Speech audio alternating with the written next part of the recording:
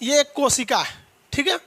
इसके अंदर माइटोकॉन्ड्रिया का काम है ऊर्जा बनाना, राइबोसोम का काम है प्रोटीन बनाना, एंडोप्लाज्मिक रेटिकुलम का काम है क्या चीज़ है, कोशिका को मजबूती देना, सेंट्रोसोम का काम क्या है, कोशिका विभाजन करना, लाइसोसोम का काम क्या है भैया, तो ये कोशिका में पाचन का काम करता है। इसी में के अंदर न्यूक्लियस होता है, न्यूक्लियस का काम क्या है, पूरी सारी कोशिका को कंट्रोल करके रखना। समझ में आ गया कि नहीं आ गया?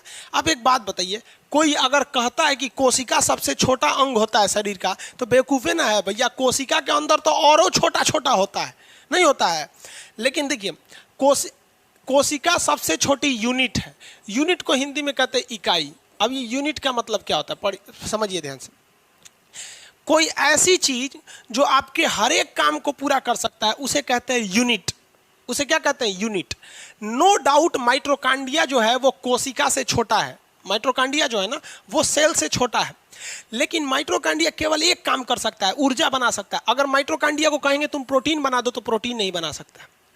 राइबोसोम को देखिए, नो डाउट राइबोसोम भी कोशिका से छोटा है, लेकिन ये केवल प्रोटीन बना सकता है और कुछ नहीं कर सकता है। अगर आप इसको देखेंगे तो कुछ नहीं बना सकता है, केवल सेफ्टी दे सकता है। तो सबके सारे जितने चीज़ें उन सब का एक इंडिविजुअल वर्क है, वो कंप्लीट वर्क को नहीं कर सकते हैं। तब बात आया कंप्लीट वर्क को करने वाले चीज़ को हम लोग क्या कहते हैं, यूनिट कहते हैं।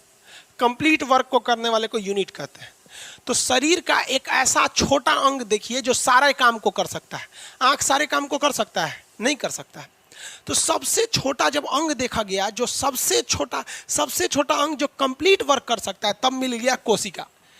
क्योंकि जब बात कोशिका की आएगी तो ये ऊर्जा बना सकता है, किसके थ्रू, माइटोकॉन्ड्रिया के थ्रू। अपनी सेफ्टी कर सकता है एंडोप्लाज्मिक रेटिकुलम के थ्रू, खुद को कंट्रोल कर सकता है न्यूक्लियस के थ्रू, अपनी गंदगी साफ कर सकता है लाइसोसोम के थ्रू, टूट गया तो रिकवर कर सकता है सेंट्रोसोम के थ्रू, प्रोटीन बना सकता है राइबोसोम के थ्रू, अपनी रक्षा लिक्विड के थ्रू कर सकता है जिसे हम क्या कहते हैं ये कोशिका द्रव, केंद्रक अपनी रक्षा कर सकता है, ये अपनी तरह गुणसूत्र को बढ़ा सकता है। यानी ये एक ऐसा छोटा से छोटा अंग है जो हर एक काम को कर सकता है, इसलिए इसे यूनिट कहते हैं। तो सबसे छोटी इकाई कौन सी होती है, सबसे smallest unit of body cell होता है, स्मॉलेस्ट ऑर्गन नहीं होता है। इससे छोटा तो राइबोसोम होता है, उससे छोटे छोटे यहाँ सीलिया फ्लेजेला होते हैं, ऐसे छोटे छोटे, तो अंग नहीं होता, यूनिट होता है। तो यूनिट और अंग में समझ में आ गया कि नहीं आ गया, किसी को कोई दिक्कत? जैसे हम आपको जीएस पढ़ा रहे हैं तो हम यूनिट नहीं है, क्योंकि हम आपसे हमसे अगर आप कह दीजिएगा मैथ पढ़ाने के लिए नहीं पढ़ाएंगे, आप रीजनिंग पढ़ाइएगा हम नहीं पढ़ा पाएंगे, रीजनिंग वगैरह हम उसके टीचर ही नहीं हैं। देखिए सॉल्व कर देना अलग बात होता है, पढ़ा देना अलग चीज़ होता है। समझ में आया कि नहीं आया?